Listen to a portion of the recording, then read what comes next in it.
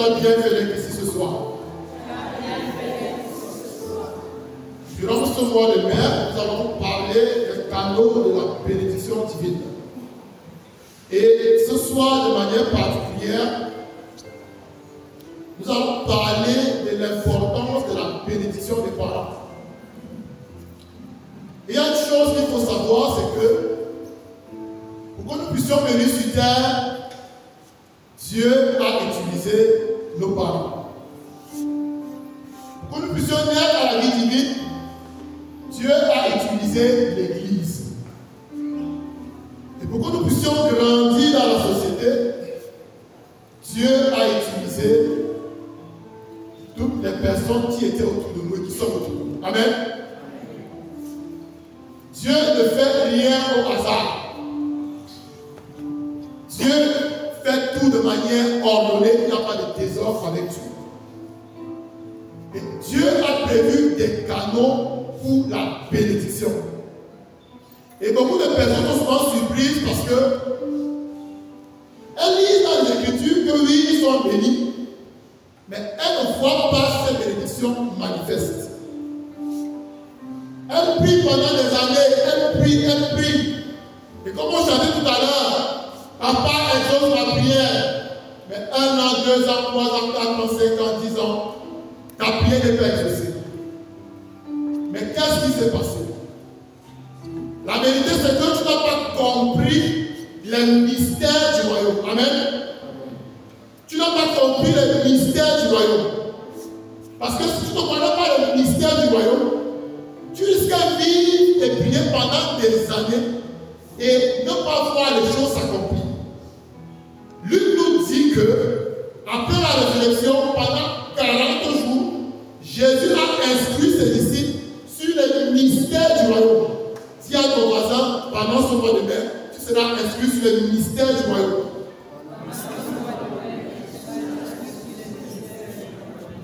La parole de Dieu nous dit dans Éphésiens chapitre 3 que Dieu le Père nous a bénis par toutes sortes de bénédictions spirituelles dans les lieux célestes, dans le Christ. On dit bien que ces bénédictions sont spirituelles et qu'elles sont dans les lieux célestes et dans le Christ. Mais il faut bien que ces bénédictions descendent. C'est vrai que nous avons dit que nous sommes dans les lieux célestes dans le Christ, mais notre corps et notre âme sont encore sur terre. Comment donc faire pour que ces bénédictions qui sont spirituelles soient manifestées dans nos vies? On vous a dit que la foi est la clé par laquelle nous téléchargeons les réalités spirituelles pour les rendre manifestes sur la terre. Et la foi vient de ce qu'on entend, ce qu'on entend vient de la parole de Dieu.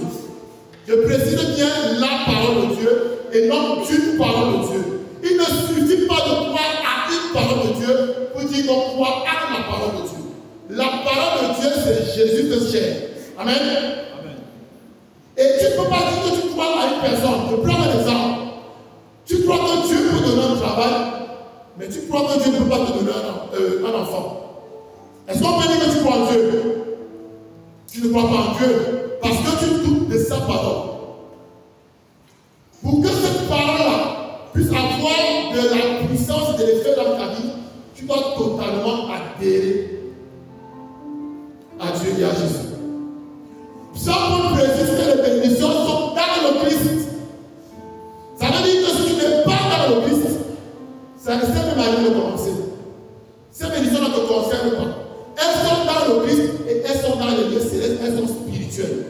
Maintenant, ce n'est pas ta foi que tu peux faire advenir cela ici sur terre pour que cela soit manifesté dans ta vie.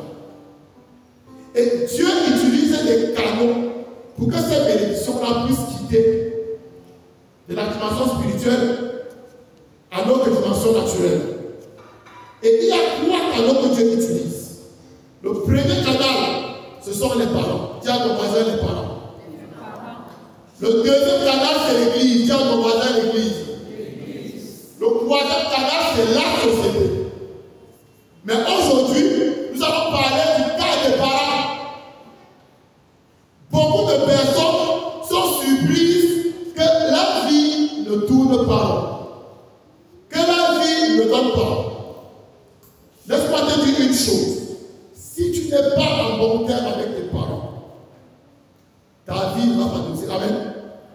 Si tu n'es pas en bon terme avec tes parents, ta vie ne va pas doser. Dieu n'a pas été fou de choisir qui sera de ton père ou ta mère. Amen. Lorsque Dieu nous a créés, il n'a pas demandé notre avis. Pour nous faire venir sur terre, il n'a pas demandé notre avis. Que tu veux naître dans la même famille, tu veux que qui soit ton père, tu veux que qui soit ta mère. Et c'est pourquoi le 4e commandement dit: honore ton père et ta mère afin d'avoir long jour sur la terre que le Seigneur ton Dieu te donne. Ça veut dire que si tu n'honores pas ton père et ta mère, ce sera difficile d'avoir longue vie. Tu m'as dit que oui, il y a des gens qui ont 70 ans, mais qui n'ont pas honoré leur père et leur mère. J'ai envie de te dire que 70 ans, ce n'est pas avoir une vie pleine et rassasiée. Lorsqu'on sait que les Moïse ont vécu 120 ans, qui a dit que 120 ans là était inaccessible pour toi? Tu peux aussi vivre 120 ans. Donc on dit que oui, quand on a déjà 100 ans, on est fatigué, on dépend des autres. Mais il y a des personnes de plus de 100 ans qui marchent d'elles-mêmes et qui s'occupent même d'autres personnes. Ce que tu as réalisé dans le passé, il peut encore le réaliser aujourd'hui. Et lorsque tu t'attends d'avoir long jour, c'est long jour dans le bonheur et la joie. Amen. Parce que la parole de Dieu dit: j'ai pour toi des projets de bonheur et non de malheur, un avenir et une espérance. Et justement, pour que tu puisses accomplir toutes les bonnes œuvres que tu as réservées pour toi, depuis la fondation du monde, tu as besoin d'avoir une longue vie. Jésus, lui, est venu. Et il avait 3 ans pour accomplir ce pourquoi Dieu l'avait envoyé sur terre. Et c'est pourquoi après les 3 ans de la vie, il est parti. Tant que tu n'as pas encore accompli ce pourquoi Dieu est venu sur terre, tu n'as pas encore commencé à vivre. Et si tu meurs maintenant, Dieu va te demander quand tu fais de la vie que je t'ai dit. Amen. Donc il est important de comprendre comment Dieu fonctionne et par quel moyen Dieu nous bénit. Et nous allons écouter l'histoire d'une personne qui avait compris l'importance de la bénédiction parentale. Écoutons Genèse chapitre 28, verset, l'histoire d'Ésaü. On lit. Isaac était devenu vieux et ses yeux avaient faibli jusqu'à ne plus voir. Il appela son fils Ésaü. Mon fils, lui dit-il. Et celui-ci répondit, oui. Il reprit, tu vois, je suis vieux et je ne connais pas le jour de ma mort.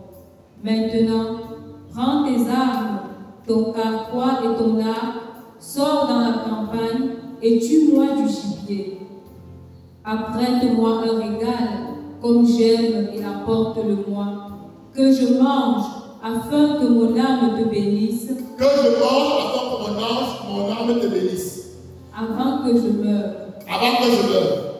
La première chose que nous devons comprendre ici, c'est que on ne sait pas quand nos parents vont partir. Et c'est pour cela qu'il ne faut pas s'amuser à être en mauvais terme avec ses parents. Il est important qu'avant que nos parents ne nous quittent, qu'ils nous bénissent. C'est très important. Isaac s'adresse à Ésaü. Isaac a 2 fils, Ésaü et Jacob. Quand on lit au niveau du verset du chapitre 26 à la finale, on dit bien que Ésaü avait épousé 2 femmes hittites. Et que ces 2 femmes étaient un sujet d'amertume pour son père et pour sa mère. Souvenons-nous de ce que le Seigneur avait dit à Abraham, de ne pas prendre une femme à Canaan pour son fils Isaac. Alors Isaac a conduit la même recommandation à ses fils. Mais Ésaü a pris 2 femmes cananéennes, hittites. Et ces 2 femmes sont sujets d'amertume pour son père et pour sa mère. Mais malgré ça, son père décide de le bénir. Et nous allons voir plus loin que sa mère, elle n'est pas favorable. Elle préfère que ce soit Jacob. Dieu savait bien que Ésaü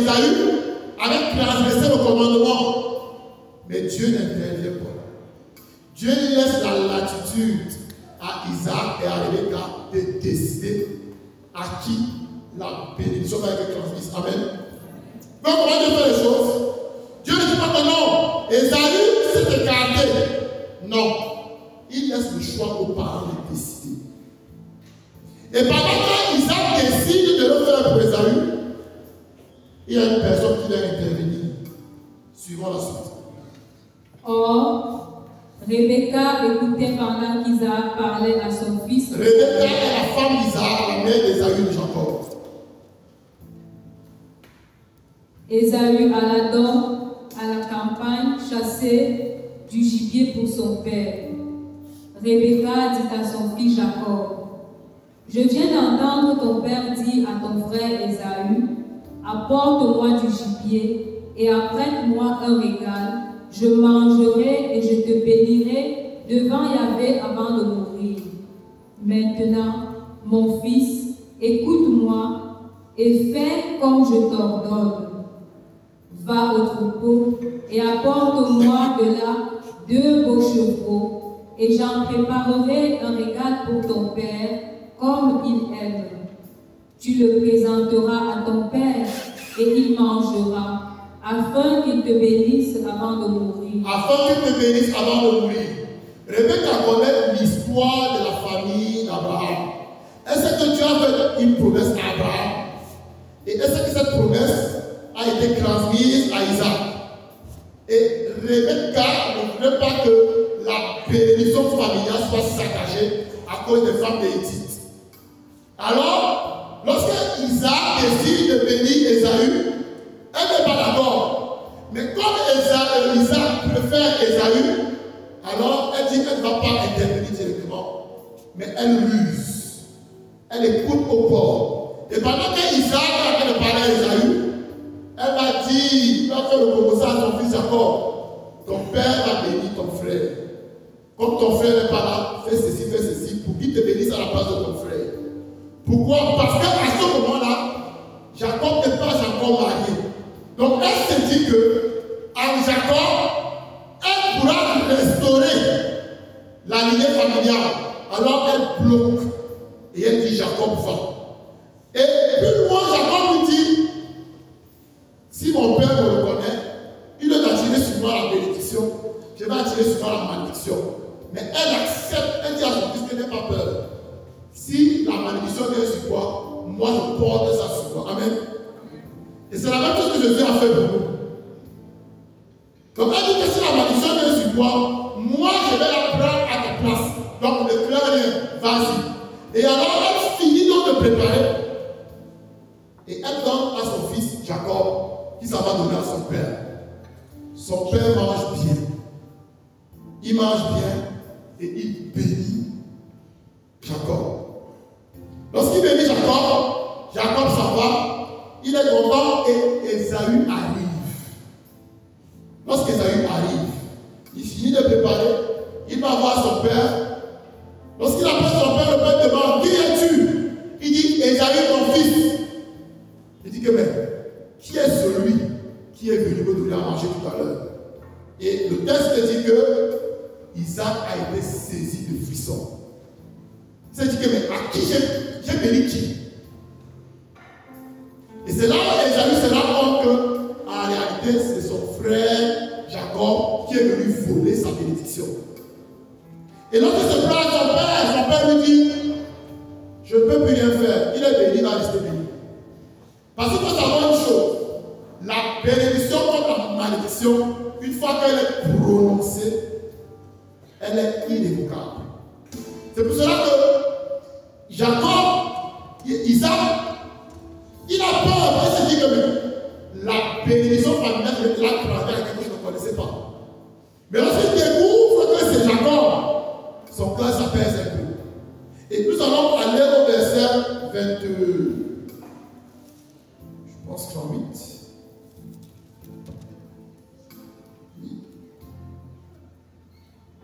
Oui.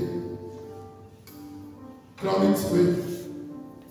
Esaü dit à son père, est-ce donc ta seule bénédiction, mon père? Est-ce donc ta seule bénédiction? Parce que son père vient de lui dire qu'il n'a plus rien pour lui. j'ai tout donné à ton frère. Mais son père lui dit que non. Il prend des mal à son père. N'as-tu donc plus de bénédiction pour moi? Écoutons. Bénis-moi aussi, mon père. Bénis-moi aussi, mon père, comme tu as béni mon frère. Et Ésaü se mit à pleurer. Il se met à pleurer. Alors son père Isaac prit la parole et dit. Il prit la parole et il dit. Loin des gras terroirs sera ta demeure. Il commence à le bénir. Loin de la rosée qui tombe du ciel. Tu vivras de ton épée, tu serviras ton frère. Mais quand tu t'affranchiras, tu secoueras son joug de dessus ton cou. Voilà comment Isaac finit par bénir Ésaü. Mais avant de lui dire qu'il n'a plus de bénédiction pour lui, qu'il a tout donné à son frère. Si Isaac s'était tué, si Ésaü s'était tué, et qu'il n'avait pas continué à crier à son père, que Père, bénis-moi aussi, est-ce qu'il aurait été béni? Ésaü nous apprend quelque chose. Elle apprend à insister, l'insistance. Insiste, insiste. Prie jusqu'à ce que tu sois exaucé. Demande la bénédiction jusqu'à ce que tu sois béni, ne te fatigue pas. Mais la bonne nouvelle pour nous qui sommes enfants de Dieu, c'est que la bénédiction de Dieu ne s'épuise pas, mais elle se renouvelle sans cesse. Amen. Donc Dieu a toujours une bénédiction pour chacun d'entre nous. Même s'il a donné une bénédiction et qu'on l'a volé, il peut encore te bénir. Isaac ne savait pas ça. Mais devant l'insistance d'Ésaü, il n'a pas d'autre choix que de bénir Ésaü. Mais il ne peut plus dire ce qu'il a dit pour son fils. Il ne peut plus dire ce qu'il a dit pour Jacob. Mais il le bénit et il lui donne une porte de sortie. Tu vas aller ça et là. Et tu finiras par sortir du joug de ton frère. Et quand on parle de l'écriture plus loin, les descendants d'Ésaü ont été asservis aux Israélites. Et c'est là que sous Salomon qu'ils ont été libérés. Voilà comment les choses se passent. Rebecca connaissait l'importance de la bénédiction d'un père. Ésaü connaissait l'importance de la bénédiction d'un père. Isaac connaissait l'importance de la bénédiction d'un père. Ils n'ont pas marqué avec ça. C'est pourquoi lorsqu'elle constate que la bénédiction veut aller à Ésaü, elle n'est pas d'accord, elle intercepte les choses. Mais je te pose la question maintenant. Es-tu encore peut-être avec tes parents?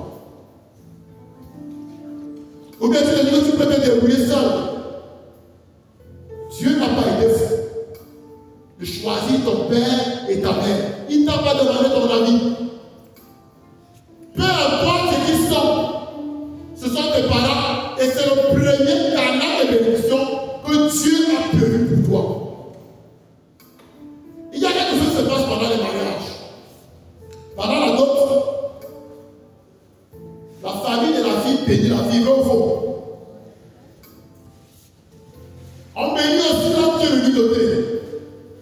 Et on bénit le couple. Il s'attend à disparaître. Parce que pendant les autres, on est plus concentré sur le manger et le boire. Puisqu'on se bagarre même pour le manger et le boire. Mais on oublie l'essentiel, la bénédiction. Si vous n'avez pas de bénédiction venant de vos familles, il vous sera difficile d'avoir une vie heureuse. Ce sera difficile. Il est important de recevoir la bénédiction des parents. Ils ne vont pas s'amuser avec. Même si tes parents ne sont pas d'accord avec ton mariage, même si tu n'as pas les raisons valables pour cela, demande la bénédiction de tes parents. C'est très important. On a cité un jour un mariage où le père n'était pas d'accord pour bénir son fils. Et il ne savait même pas qu'il allait bénir son fils ce jour-là. Mais c'est pendant la messe de célébration des noces qu'on l'a appelé et il était suivi parce qu'il ne s'attendait pas. Et malgré lui. Vous suivez ça? Vous devez commander la bénédiction de vos parents. Ne les laissez pas comme ça. C'est très important qu'un parent bénisse son enfant. Mais qu'est-ce que le parent fait généralement? Il va d'abord monter tes parents pour toi le jour de ton mariage. Parce qu'il y a des personnes le jour de leur mariage, le jour où leurs parents désignent de devenir leurs ennemis. Et tout ça est fait à dessein pour que les parents ne vous bénissent pas. Et pourquoi plus tard le mariage ne donne pas? Mais il y a même des groupes qu'on a même béni le jour du mariage. Mais arrivé dans le groupe, dans le foyer, le mari prend le temps à bénir, à maudire sa femme. La femme prend le temps à maudire le mari. Et on est surpris que le foyer ne donne pas, que la vie des enfants ne donne pas. Mais vous venez de saboter un canal de bénédiction que Dieu a donné pour vous. Il sait que les femmes vont me détester. Mais il faut savoir une chose, c'est que dans le foyer, la bénédiction du mari est très importante pour la femme. Amen. Parce qu'il est le chef de famille. La parole de Dieu dit que c'est le supérieur qui bénit l'inférieur. Mais on vous a dit que l'homme et la femme sont égaux. Mais c'est faux. Tiens, ton matin, c'est faux. L'homme et la femme ne sont pas égaux, mais ils sont complémentaires. Dis-lui complémentaires. Il se passe quelque chose dans la vie d'Isaac. Sa femme Rebecca est stérile. Mais Isaac se souvient d'une promesse. C'est que Dieu avait dit à son père que sa descendance sera comme le sable de la mer et comme l'étoile du ciel. Alors Isaac lève une prière là-dessus. Et on dit qu'après cette prière, sa femme a été enceinte de Rebecca et jumeaux. Vous voyez comment Dieu fait les choses? C'est grâce à Isaac que Rebecca a pu concevoir Jacob et Esaü. Dieu est passé par lui. Et nous allons faire la même chose avec Jean le Baptiste. Écoutons Luc 1, à partir du verset 7. Comment Dieu passe par Zacharie pour bénir Élisabeth. Écoutons. Il y eut au jour d'Hérode, roi de Judée, un prêtre du nom de Zacharie, de la classe d'Abia, et il avait pour femme une descendante d'Aaron, dont le nom était Élisabeth. Tous deux étaient justes devant Dieu. Ils étaient justes devant Dieu. Et ils suivaient, irréprochables, tous les commandements et observances du Seigneur. Ils étaient irréprochables. Mais ils n'avaient pas d'enfant parce qu'Élisabeth était stérile. Élisabeth était stérile. Et que tous deux étaient avancés en âge.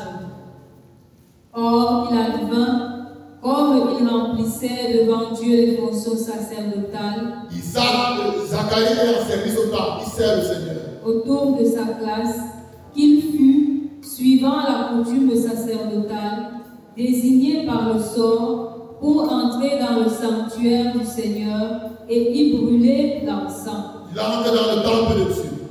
Et toute la multitude du peuple était en prière, dehors, à l'heure de l'encens. Alors, lui apparut l'ange du Seigneur. L'ange du Seigneur vient. Debout, à droite de l'autel de l'encens. À cette vue, Zacharie fut troublé et la crainte fondit sur lui. Mais l'ange lui dit, « Sois sans crainte, Zacharie, car ta supplication a été exaucée. Ta femme Élisabeth t'enfantera un fils, et tu l'appelleras du nom de Jean. » Amen. On dit à Zacharie que sa supplication a été exaucée, a été entendue. Est-ce qu'Élisabeth ne priait pas? Mais on dit que Dieu a exaucé la supplication de qui? De Zacharie. Donc les femmes qui sont dans la guerre des égalités là, il n'y a pas d'égalité entre l'homme et la femme. L'homme est le chef de la femme. Si ton mari est contre toi, s'il ne te bénit pas, tu ne vas rien faire dans ton foyer. Et en ne bénissant pas ta femme, vous les hommes, hypothéquer la vie de tes enfants. Dieu ne fait pas les choses au hasard. Dieu a planifié les choses. Mais qu'est-ce que le ballon fait? Il va s'attaquer à tes parents bien avant même ta conception. Il va les attaquer. Et il va saboter le million de tu dois venir avec. Pour comprendre ça, il faut aller à l'annonciation de la naissance de Jésus. Quand l'ange commence à parler à la Vierge Marie et commence à déclarer les bénédictions sur l'enfant Jésus, Jésus n'est pas encore incarné. Amen. Jésus n'est pas encore incarné. Donc avant la conception de Jésus, Dieu le Père a commencé à bénir l'enfant. Après la conception, il continue de bénir l'enfant. À chaque étape de la vie de Jésus, son Père était là pour le bénir.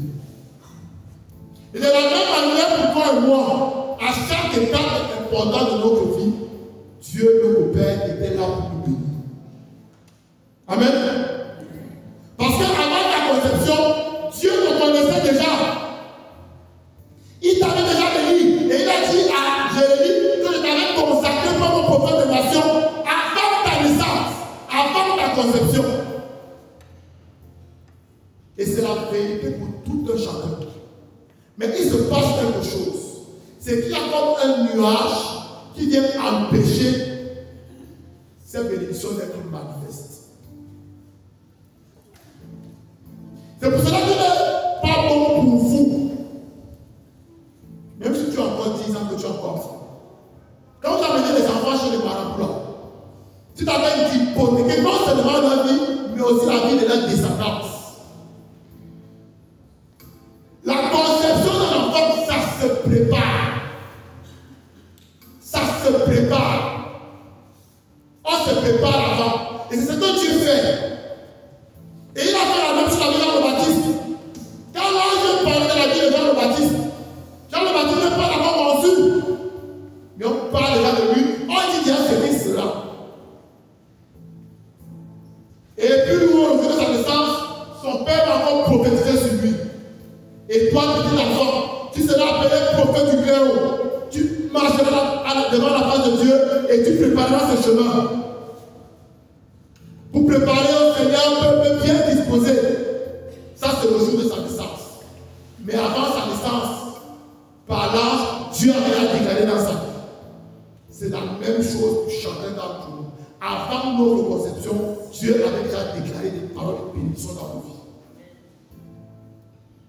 Mais c'est parce que nos parents n'ont pas su préparer notre arrivée que cela n'est pas manifeste. Et on ne se souvient plus du fait que Dieu a toujours été présent, mais plutôt des souffrances et des douleurs qu'on va endurer pendant toute notre vie. Pourtant, Dieu a toujours et toujours et toujours été là. Quand vous avez commencé à marcher, Dieu était là pour vous. Quand vous êtes allé à l'école, Dieu était là pour vous. À chaque étape importante de notre vie, le Père était présent avec le Fils et le Saint-Esprit. Mais nous n'en sommes pas conscients. Parce que nous ne connaissons même pas Dieu, nous ne le cherchons pas. Mais lorsque tu fais l'expérience de l'amour de Dieu, alors il te révèle ton identité, et tu découvres quelle est ta destinée. Jésus a dit que tout est accompli. Et c'est vrai, tout est accompli. Mais pourquoi ce n'est pas manifeste? Qu'est-ce qui s'est passé? Et c'est la question que tu dois te poser. Et la première question que tu dois te poser, c'est la famille dans laquelle je viens, ça s'est passé comment? Quelles ont été les circonstances de ma conception? Celle de ma naissance, comment j'ai grandi? C'est très important. Parce que si je ne prête pas attention à ça, je risque de prier pendant des années et des années et des années et rien ne va se passer. Amen. Donc il est important de faire, c'est-à-dire de jeter un regard à l'arrière. L'Écriture nous dit, regarde le rocher d'où tu as été tiré. Regarde le rocher d'où tu as été tiré. Comment est ta famille? Comment sont tes parents?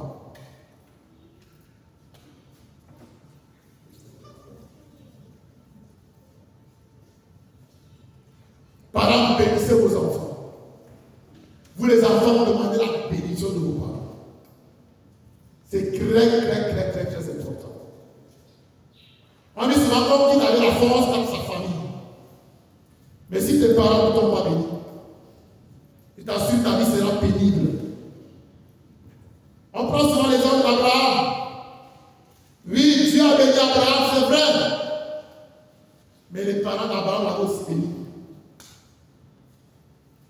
Les parents d'Abraham l'avaient aussi béni. Il était en bon terme avec ses parents.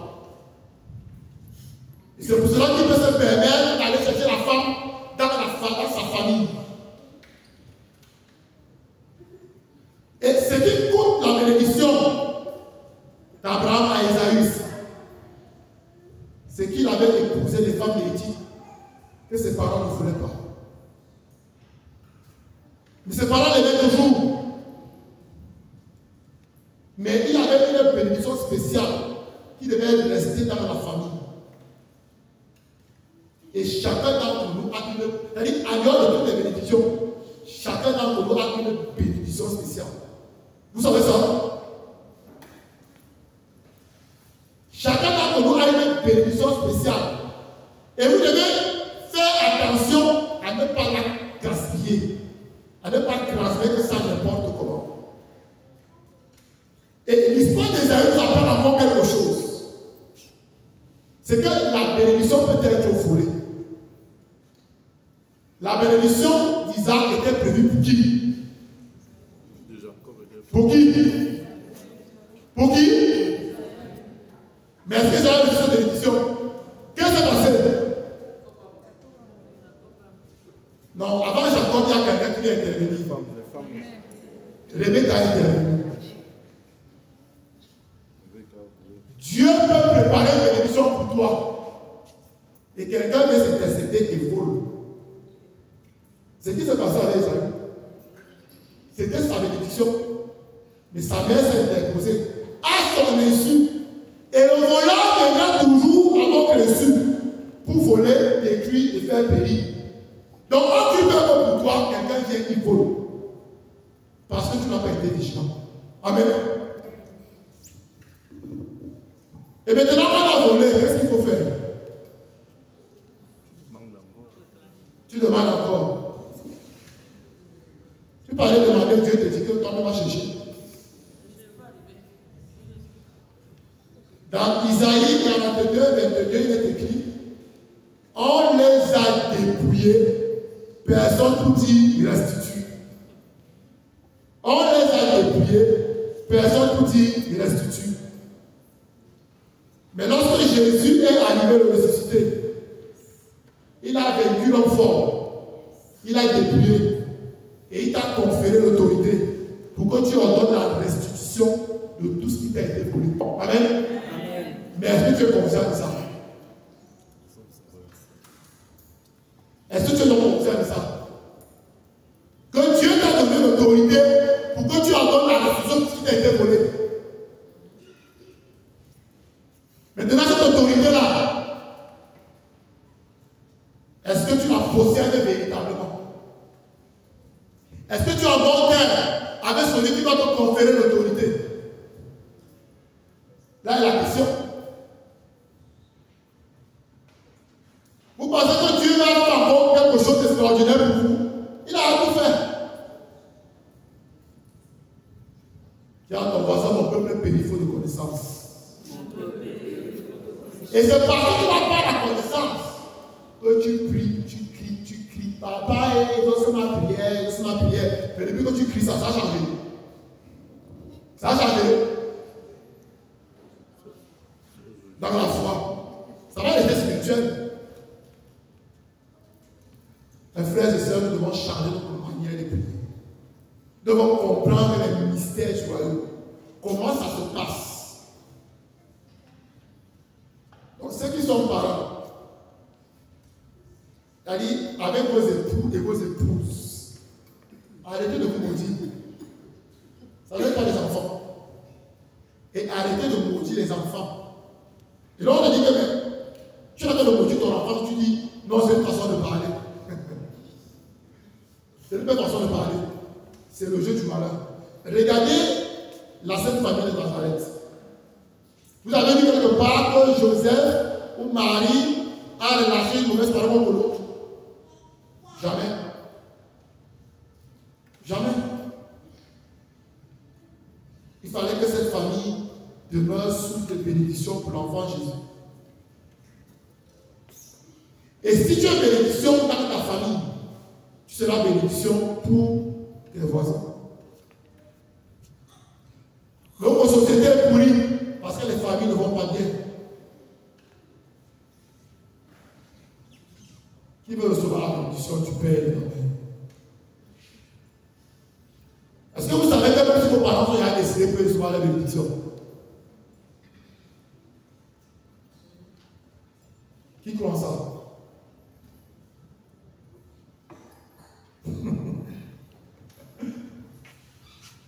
Qui est baptisé dans la salle? Dis à ton voisin que tu as un Père. Et ce Père est éternel. C'est le Père de Jésus-Christ.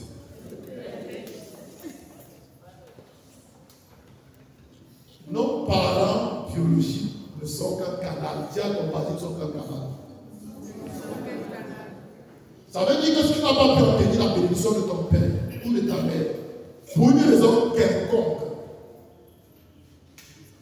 en Jésus, tu as la possibilité de recevoir cette bénédiction parentale. Amen. Amen. Parce que Dieu peut toutes choses. C'est lui qui choisit nos parents. Amen. Il peut te choisir des parents spirituels qui vont te bénir. Amen.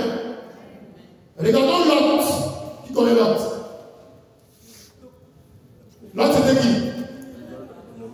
Le neveu d'Abraham. Tout ce qu'on a vu, c'était grâce à qui? Grâce à qui? Abraham. Abraham était comme son père. Lorsque Abraham quitte sa famille, Abraham n'a pas d'enfant. On lui confie Lot, que va avec lui.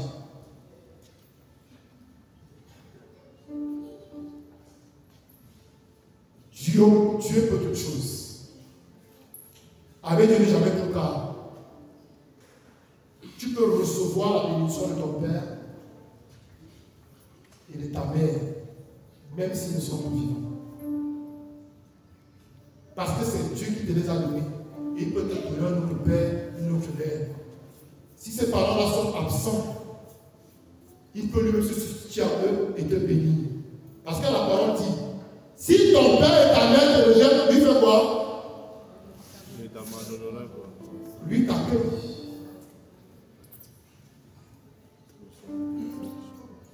Jésus a dit quelque chose.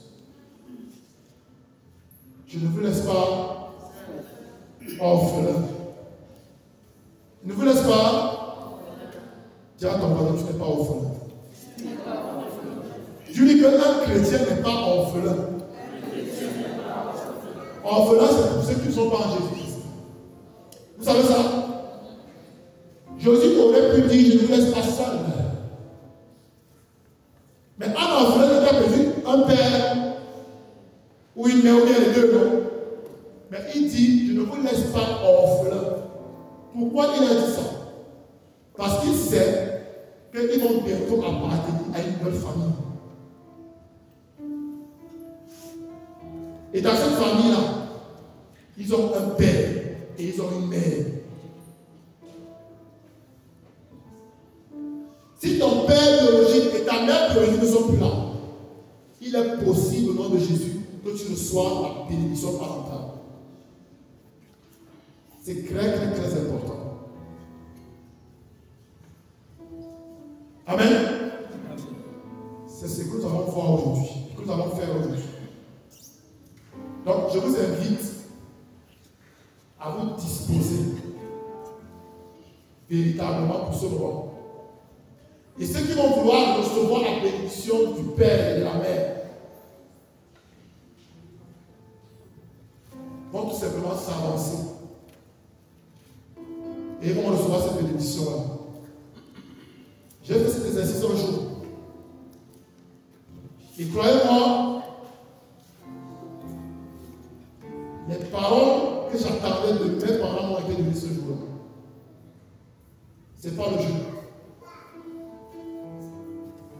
Dieu est vraiment un Père. Et un Père très aimant. Il n'abandonne pas ses enfants. Et durant ce mois, nous allons nous efforcer à nettoyer tous les canaux de la bénédiction. Pour que la bénédiction ne manque plus dans nos vies. La bénédiction, elle est là. Mais les canaux sont obstrués. Les canaux ont été détruits. Mais Dieu qui renouvelle toutes choses a la capacité de renouveler ces canaux afin que les bénédictions spirituelles que nous avons dans le Christ puissent arriver à nous et soient manifestes. Que le Seigneur vous bénisse.